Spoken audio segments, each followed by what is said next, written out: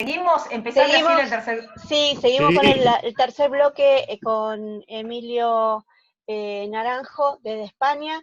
Y bueno, porque está bastante interesante saber, aparte, sabiduría directa de las asociaciones de allá. Así que Nora, seguís vos y Emilio, gracias, ¿eh? Dale. muchas Bueno, gracias a ustedes.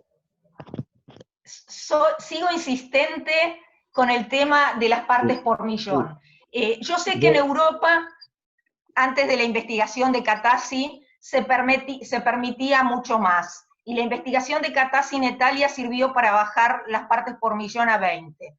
En Argentina, en esa época, se denunciaba cuando la Asociación Celíaca Argentina denunciaba cuando un producto tenía gluten detectable. Después nos fuimos igualando al mercado internacional y terminamos aceptando un intermedio que es 10 partes por millón. A mí me cuesta entender como celíaca muy sintomática, con una historia parecida a la de tu hija, que se permita un poquito. Yo creo que es una puja entre la industria y los celíacos, y se busca un intermedio cuando no se prioriza la salud. Hay países del mundo donde sí se prioriza la salud, y un producto libre de gluten no puede tener gluten detectable. En los congresos de gastroenterología se dice, se pueden 20 partes por millón, porque la mayoría de los celíacos lo pueden, pero en realidad hay muchos celíacos que no toleran esa dieta, y empezó a aparecer hablan muchos médicos de la dieta Fasano, que es un médico italiano que introdujo los conocimientos de celiaquía en Estados Unidos, o dieta natural en otros países, que a muchos celíacos se les recomienda no comer casi productos ultraprocesados por ese riesgo de un poco de gluten.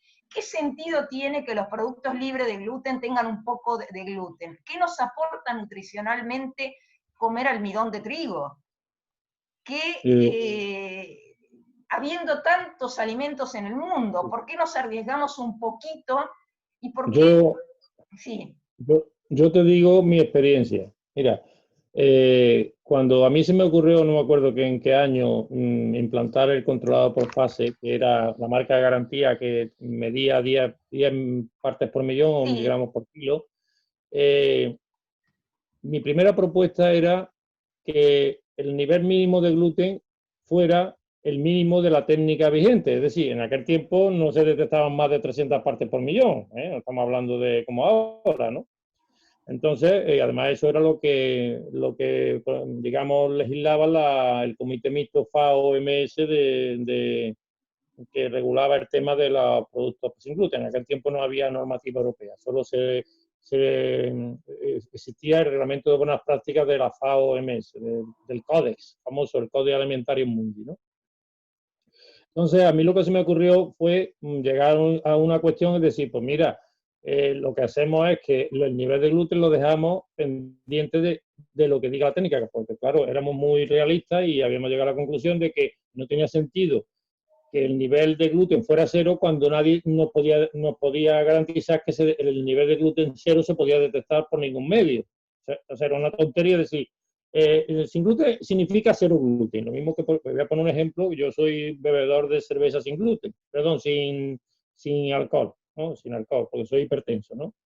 Entonces, hemos pasado, los que bebemos cerveza sin alcohol, por un poquito de alcohol a cero, ya la hay, y además tiene unas características organolépticas de sabor muy buenas, sobre todo por lo menos por lo que estamos acostumbrados al sin alcohol, y ya son 0,0. O sea, es decir, hay un montón de productos en el mercado que son 0,0. No 0,3 ni no, 0,0. Pero claro, para saber eso necesitas una técnica analítica que pruebe que lo que yo digo en el etiquetado sea verdad, ¿no? Porque si tú dices que pones el límite en 10 partes por millón, pero resulta que la técnica solo detecta 45, pues es una tontería, ¿no? Porque por debajo de eso es no detectado, pero no significa que no haya, ¿no? Entonces, mi idea sería que sin gluten tiene que ser cero gluten. Esa es mi idea, ¿no? pero no perdáis de vista que estamos en un entorno que la Unión Europea se llama Unión Europea hoy, pero hasta hace 2 días era la CEE, ¿eh?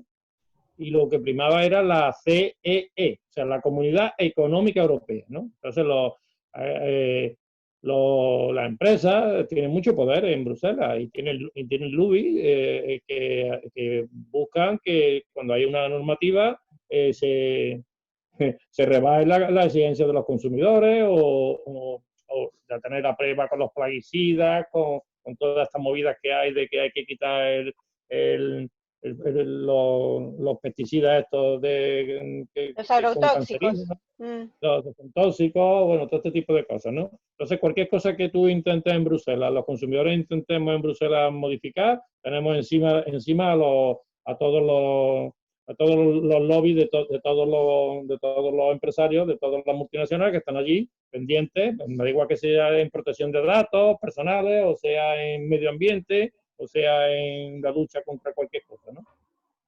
Entonces, no perdáis de vista que este reglamento salió fue duro sacarlo. Primero el reglamento hablo del general, de alérgenos, y luego el reglamento 828-2014, en origen era un real decreto que el gobierno de España iba a implantar. Lo que pasa es que, claro, si tú lees los tratados fundacionales de la Unión Europea, te das cuenta que si un país quiere legislar sobre un tema y eso afecta a la libre competencia, cuidado, a la libre competencia, no a la salud, automáticamente te dice la Unión Europea que no puedes legislar tú, que tienes que legislar ellos.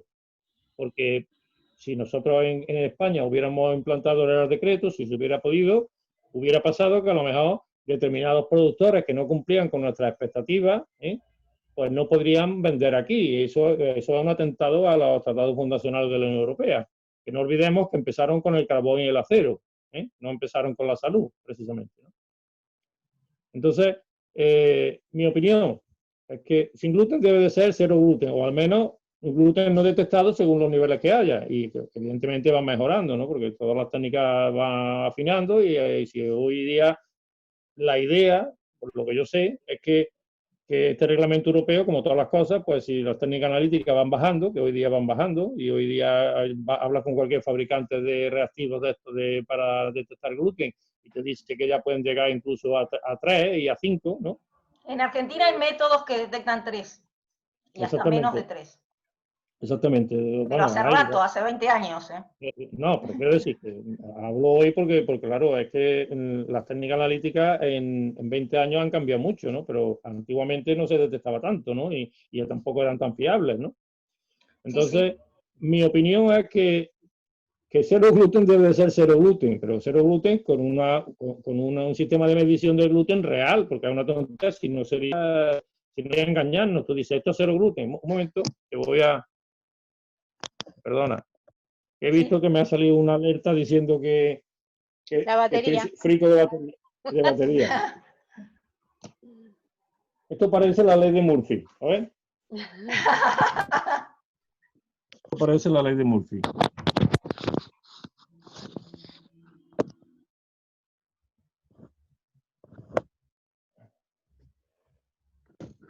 Bien, ya estoy.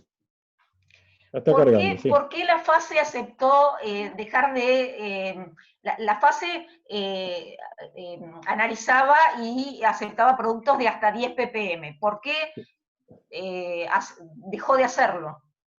Pues porque nos pusieron en una alternativa, que era, oye, nosotros estábamos, digamos, dando las dos marcas de garantía, ¿no? El LS, que regula hasta 20 partes por millón, pero tiene ámbito europeo, o al menos europeo comunitario, y la marca de garantía que era solo para España, ¿no? Entonces había, por ejemplo, Char, por poner un ejemplo que se me ocurre a mí, Char tenía a lo mejor en sus logos, pues tenía el LS, ¿no? Que se lo había dado la Asociación Celíaca Italiana, ¿no? Y tenía la marca de garantía que se la habíamos dado nosotros. Entonces, si vendía aquí en España, su etiqueta y sus envases tenían los dos logos, ¿no? La marca de garantía controlada por FACE y tenía el LS. Entonces, hubo un acuerdo en una reunión de la OAC en el que decía que que dado que ya la OES tenía su propio sistema de marca de garantía, que es el sistema europeo de licencia, que nos daba un periodo transitorio para que o bien siguiéramos con él, pero no podíamos nosotros usar el europeo, o bien quitábamos el nuestro y entonces podíamos usar el europeo. Entonces, como el nuestro solo era de ámbito nacional y el otro era de ámbito internacional, pues se vieron pros y contras, y lo menos malo, entre comillas, era seguir con el otro, porque claro, lo nuestro estaba solo a nivel de España, ¿no? Y claro, hoy día que está la economía interconectada, tampoco puedes ponerte barreras para que una persona que fabrica aquí en España, pero venda en distintos países, te diga, bueno, es que si me pones problemas me voy y que me lo certifiquen los italianos, ¿no? Caso que no ha pasado. Entonces, para evitar eso, como mira, tiene esta opción y esta opción, esta tiene estos pros y contras, esto tiene estos pros y contras, tú eliges la menos mala, y elegimos la menos mala. Pero a mí me parece que están ganando las empresas y los negocios por sobre la salud en algunos países como la Unión Europea o en Estados Unidos no tanto, porque hay asociaciones que paralelamente analizan los productos al nivel de menos de 5 ppm, que es lo que detecta el método que usan.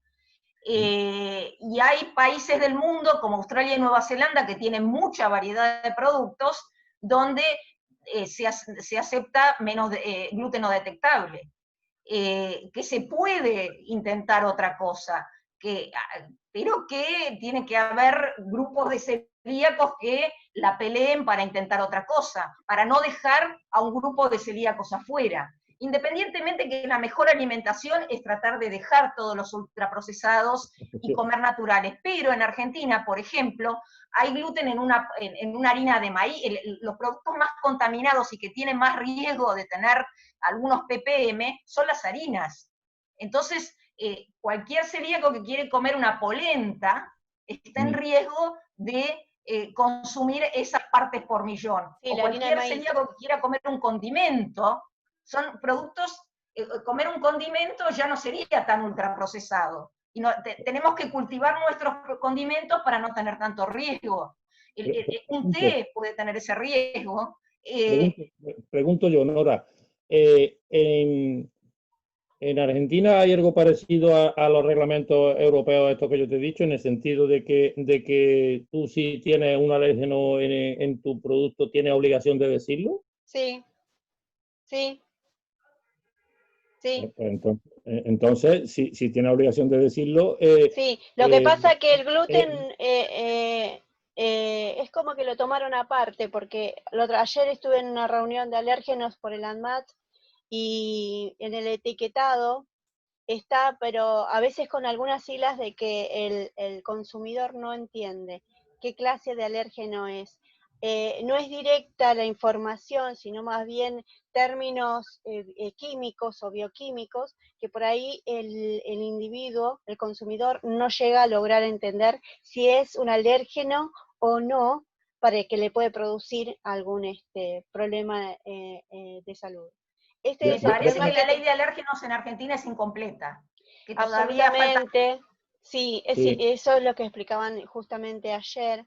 Es incompleta y también es confusa, porque claro. al no ser explicada con términos que el consumidor no tenga que andar con un celular buscándolo con el diccionario, o una persona que de repente, hay muchas personas que ni siquiera saben cómo buscar ese alérgeno en base a términos de números o letras, ponele RNP o como fuere el alérgeno, y no sale. Le sale una explicación y tiene que andar leyendo todo. Realmente no es completa y también, digamos, no es muy seguro. Creo que acá se trata de una educación alimentaria en cuanto a la celiaquía. En general, deberían los médicos en todo el mundo educar al celíaco que se debe alimentar principalmente de alimentos inocuos y alimentos que son sanos en general para toda la familia, no solamente para el celíaco, para que el celíaco pueda estar incluido en cualquier lugar del planeta. Esa es la realidad, porque siempre pareciera como que estamos todo el mundo luchando de que, porque el producto esto, el producto lo otro, y que en realidad, cuando a mí me dijeron que soy celíaca, a mi madre le dijeron que deje las harinas por completo y todo lo que tenga gluten. Entonces mi vieja me empezó a dar arroz, polenta y huevo, banana, manzana, pera, y ahí sobreviví. Y ahora es como que sí o sí se tiene que andar reemplazando productos por productos, que al final de cuentas en cualquier parte del mundo nos puede llegar a hacer daño en nuestra salud, porque todos tienen diferentes legislaciones en cuanto a alérgenos y en cuanto a ppm. Es un problema bastante que nos compete a todos, creo, mundialmente, en cuanto a celiaquía hablando. Claro, en Argentina la legislación es incompleta respecto a alérgenos, pero en celiaquía es de las más avanzadas, excepto por los 10 ppm, que podría avanzar más. Pero tenemos sí, pero un no te olvides que tuvimos no te olvides que algunas asociaciones acá tuvieron la intención de aumentar los ppm. Sí, sí, hubo mucho pelea de lobbies empresarios que consiguieron celíacos que los avalen para subir a 20 ppm para estar igual que en Europa, considerando que nos perdíamos un montón de productos por eso. Creo que Argentina tiene un montón de industria nacional y de productos nacionales, independientemente que viene YAR de Europa. YAR tiene mucho poder en muchos países. El límite de 20 ppm lo puso una investigación auspiciada por YAR. Claro. Sí. Esto es como la marca de disco que había antiguamente, ¿no? La voz de su amo. Tal cual. Os comento una cosa.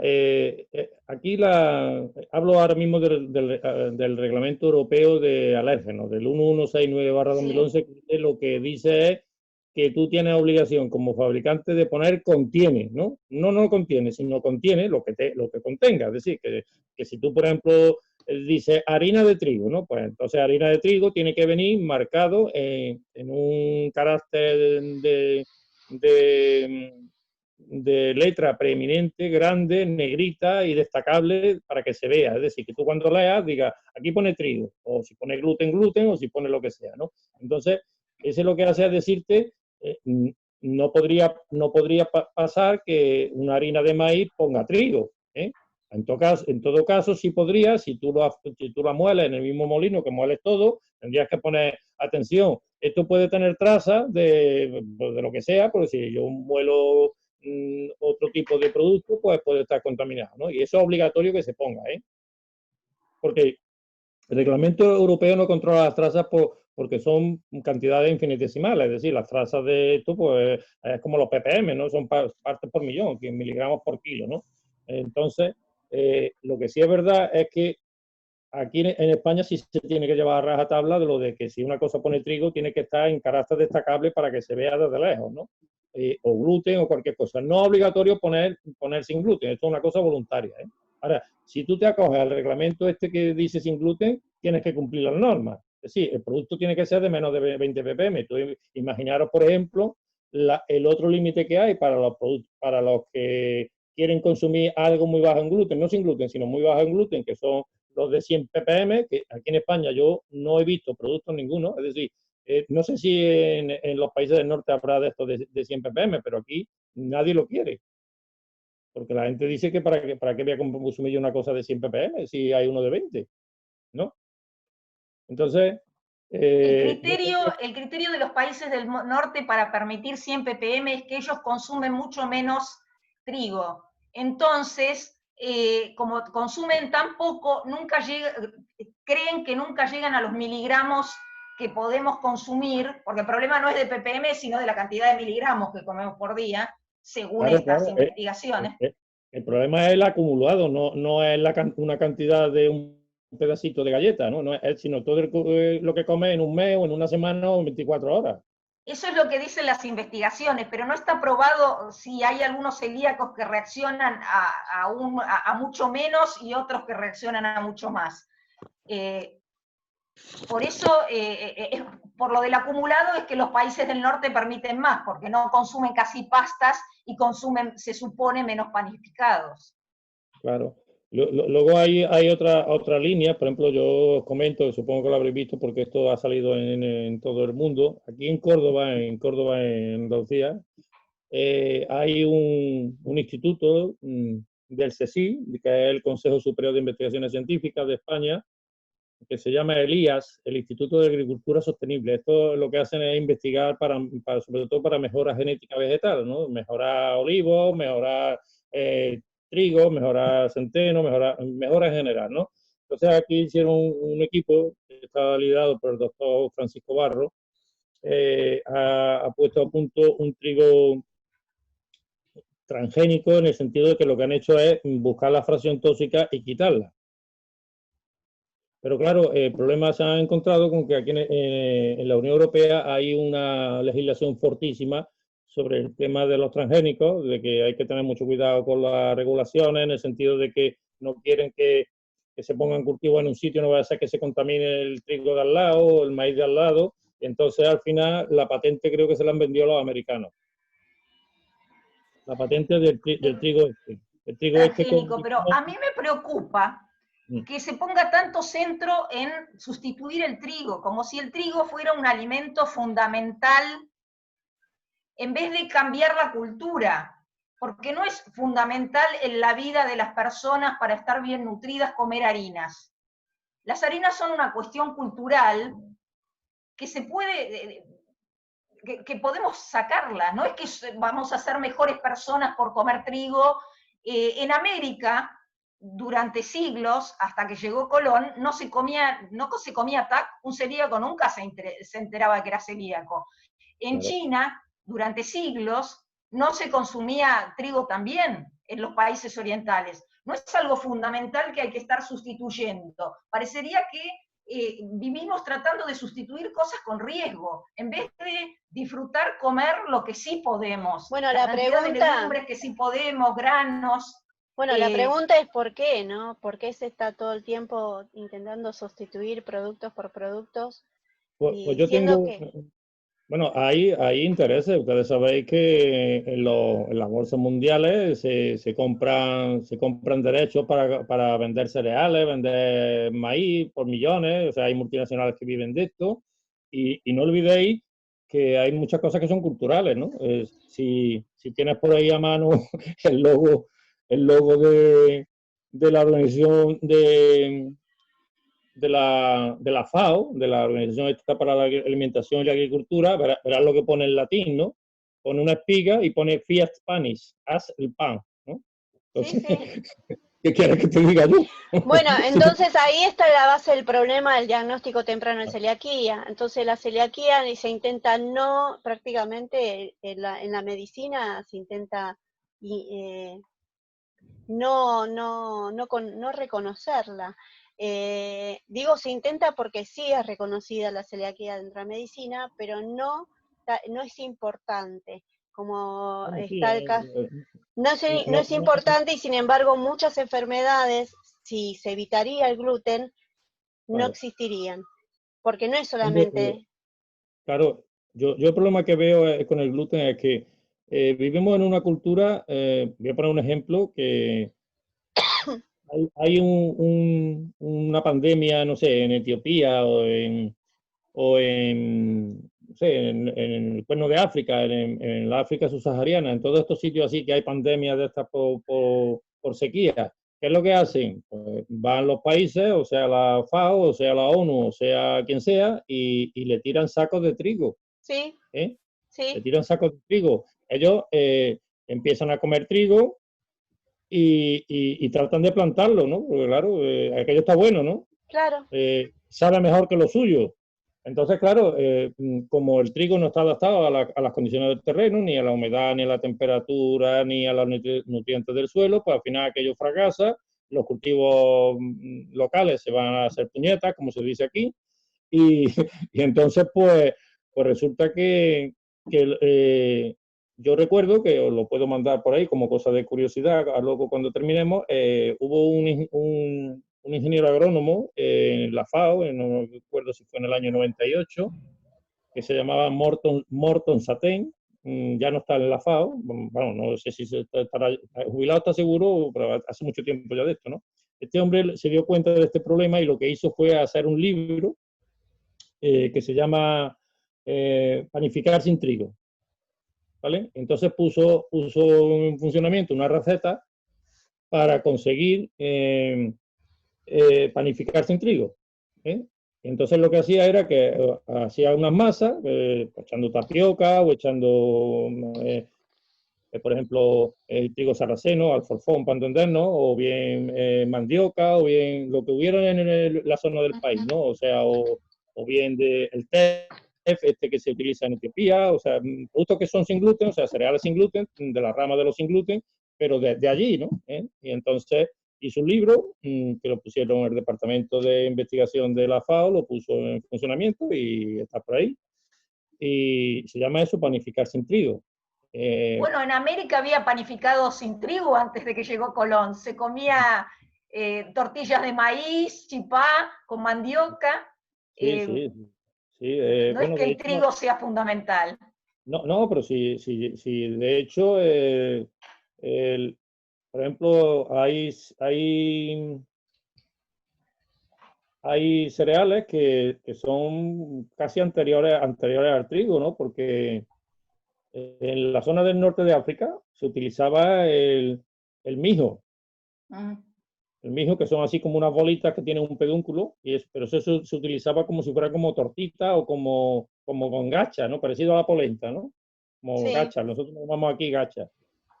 Y eso es lo que se comía antiguamente, ¿no? En esos países. De hecho, yo he leído en algún sitio una cosa curiosa que no la he podido verificar, pero puede ser que tenga algún sentido, que una de las cosas que hacían los romanos cuando llegaban a arrasar un país, cuando lo conquistaban, era que le arrancaban los cultivos locales y sembraban los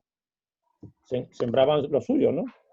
Y entonces, pues si tú cultivabas mijo, el mijo, concretamente, su nombre botánico en latín es Panicum miliacium, ¿vale? Entonces, esto ya te digo, lo he leído, pero no he podido comprobarlo científicamente, pero por lo menos como cosa así de curiosa es bonito, ¿no? Es la historia. Entonces, cuando se iban los romanos, lo que hacían los habitantes del país era que arrancaban los cultivos y ponían el suyo. Y dicen que de ahí viene la frase sembrar el panicum.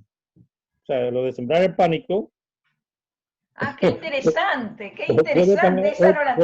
puede tener otra acepción que no es sembrar el pánico, porque, hombre, el pánico se puede generar o se puede producir, pero sembrarlo no es, el miedo no se siembra, ¿no?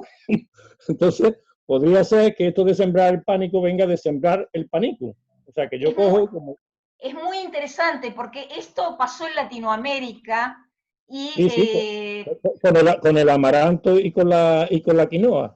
Claro, y, mirá. y hace unos 30 años en Argentina y en el resto de Latinoamérica, en México también, arrasaron los cultivos locales, siguen haciéndolo, en Brasil también, y la gente se queda sin nada para comer porque les arrasan, les sacan el territorio, no pueden cultivar, no pueden comer de los árboles de donde comían antes, y les dan cajas de alimentos, y en las cajas de alimentos les dan alimentos con trigo, básicamente, fideos, galletitas, y terminan ahora, 30 años después, están acostumbrados a comer eso que no comían sus ancestros, y es terrible. Así Claro, como en México le sacaron el agua y les dieron Coca-Cola hasta en la mamadera. Entonces tienen una epidemia de diabetes infantil Y tipo obesidad, 2. Claro. claro. y obesidad. ¿Qué está Es pasando terrible ahora? lo que hicieron. Y cierra con esto del pánico, porque al país donde entran y arrasan así, Y terminamos sí, mal. y sí. Es muy Pues interesante eso. Pues ya te digo, no lo he podido comprobar, pero sí sé bueno, es que es curioso que se llame el nombre botánico del mijo sea Panicum miliaceum, ¿eh? Ajá. Pero esos países tenían mijo y traían trigo, los conquistadores. Bueno, cuando llegaban, por ejemplo, los romanos, le arrasaban los cultivos y sembraban el triticum, el trigo, que para esos países era un cereal como la alfalfa. Es decir, era un cereal, pienso, un cereal para los animales, no para las personas. No. Como Y ahora una la de las soja. y una de las explicaciones que tiene es que, claro, el mijo es mucho más digestible, no es panificable, evidentemente, pero es mucho más digestible que el trigo. No, pero se puede hacer leche con mijo. Sí, sí, no, que se puede Bueno, hacer con muchas arroz cosas. también, pero no Sí, es lo bueno, con mismo que la avena. leche común, es Bueno, una leche, Es bueno, vegetal. sí. sí, por cierto, os comento, hay aquí una normativa en la Unión Europea, en España también, que, que yo la suscribo, ¿no? Y es que no se le debe de llamar leche a nada que no sea derivado de los cereales, perdón, de los animales Estoy de que dan leche. acuerdo. Sí, leche de cabra, leche de vaca o leche de oveja. Y por la misma regla de tres, yo que vivo en una región productora de olivos, también reivindico que aceite solo se le debe de llamar al zumo de la aceituna, ¿vale? Porque yo que he estudiado árabe y se me ha olvidado casi todo, sé que aceite viene de azait, y entonces el zumo de la aceituna es el aceite. Y si no es aceite, se le debe de decir, como lo dicen los portugueses, gordura, que es grasa, ¿no? O grasa vegetal, o sea, grasa de lo que sea, grasa de coco, grasa de palma, grasa de lo que tú quieras. De Pero no girasol sería grasa, exactamente, todo lo que no fuera aceite de aceituna se le debe de llamar claro, grasa de, se porque, entiende. porque no se le debe de llamar aceite a una cosa que Que no no es es aceite. aceituna. Así que Es que el aceite, entonces se puede decir que todas las etiquetas alimentarias inclusive están tergiversadas. claro, claro, es que aquí en España ya antiguamente se podía decir leche de avena, leche de coco, no, ahora se es bebida de coco, bebida de esto, bebida de lo otro. No se puede decir leche. En la Unión Europea creo que tampoco. Y lo suyo sería que se consiguiera hacer también con el aceite. El aceite es el zumo de la aceituna. Y lo demás será otra cosa, pero no aceite. Me surge algo que tal vez vos conozcas, el tema de los celíacos arabíes. ¿Tenés Los, sahara- información sobre los saharaui, los cómo, saharaui. hay alguna investigación hecha en España sobre por qué tanto porcentaje de celíacos en una población similar a otras poblaciones genéticamente, pero con mucho más cantidad? Yo tengo la teoría de que tiene que ver con que sean refugiados. Yo creo que también. Yo creo que los campos de refugiados del Sahara provocan que haya mucha consanguinidad. Mucha. Entonces, sí, consanguineidad. Que haya Bueno, pero la muchas uniones consanguinidad puede ser. familiares.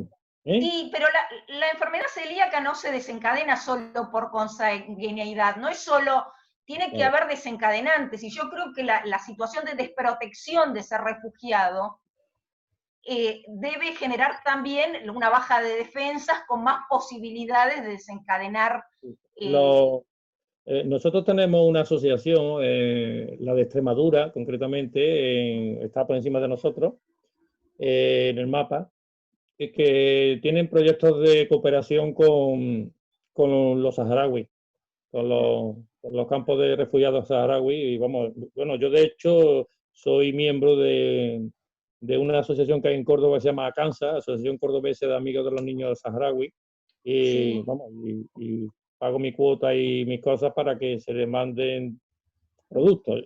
Lo que pasa es que yo también estoy en el mundo y yo considero que a lo mejor habría que enfocar esto de otra forma, porque si tú pretendes que tú vas a comprar productos manufacturados aquí en España y los vas a llevar allí y luego eso se lo van a comer solo los celíacos, entonces es que no sabes de lo que estás hablando, porque aquí al final se comen la galleta sin gluten todos, porque cuando hay que comer, pues te comes lo que haya, ¿no? Cuando Bueno, hay, ellos desencadenaron la celiaquía también cuando recibieron cajas de alimentos de España que estaban llenas de alimentos con trigo, independientemente que ellos en su dieta cotidiana tenían un cereal que creo que es con gluten, no me acuerdo el nombre, pero no sé si consumían, seguro no consumían esta cantidad de trigo y de alimentos industrializados. Yo es que en el Sáhara no sé, porque claro, en el Sáhara también hay sitios que se puede cultivar, pero la mayoría es desierto, ¿no? De hecho, no sé si sabéis que Sáhara significa desierto en árabe, ¿no? O sea, sería un contrasentido decir el desierto del Sáhara, porque sería como decir el desierto del desierto. No sé si lo ves, ¿no? Interesante. Muchas de las palabras que usamos vienen del árabe y entendiendo la palabra entendemos muchas cosas. Sí, absolutamente. Eso es como cuando decimos en España el puente de Alcántara, ¿no? Pues es que Alcántara es el puente en árabe. Claro. Qué bárbaro. Bueno, Emilio, ¿querés contarnos algo más? Pues tenía yo aquí una cosa como curiosidad, espérate que creo que me la había apuntado, espérate, bueno.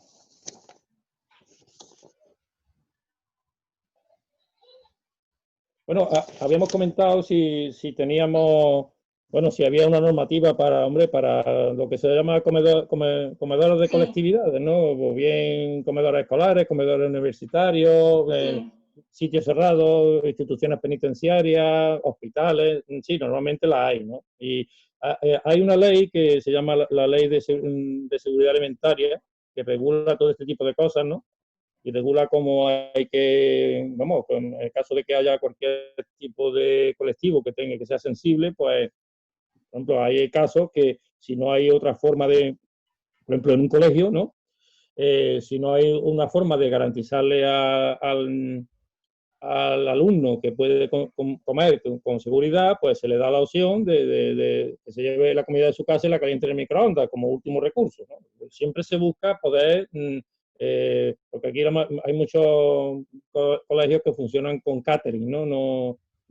Otros tienen su propio cocina in situ, ¿no? Y eso también pasa con los hospitales. Por ejemplo, aquí en Córdoba hay hospitales que tienen su propia cocina central y puede haber en otros sitios hospitales que lo que tienen es un sistema de catering, ¿no?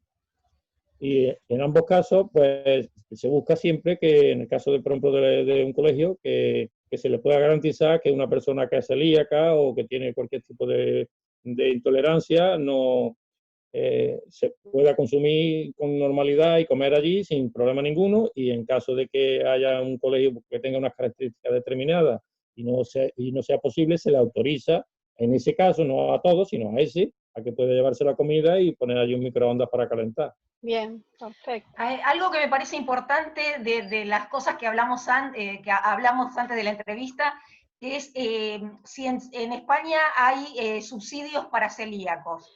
Y nos queda un minuto. Sí. Subsidios o si hay algún beneficio para una persona por ser celíaca. Nosotros estamos en desacuerdo con eso. Pero en Argentina existe. No, aquí no hay nada, no. Ni a nivel... puede haber alguna ayuda, a lo mejor, pero son ayudas que son vía la asociación, es decir, que, no sé, te dice, mira, yo te doy una cantidad y tú se la repartes a personas que sean celíacas, pero que además estén en situación de riesgo, es decir, que no vale solo con ser celíaco, sino que además no tenga recursos. Claro, ahí sí tienes lógica, claro. Sí, seguro.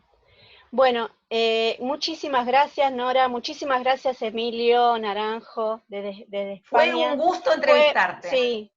Sí, totalmente. Para mí también fue muy rica placer. la charla. Sí, ojalá se pueda dar de nuevo porque tenemos mucho más para aprender. Ahora voy a buscar esto que te he dicho de la FAO y creo que alguna cosa más.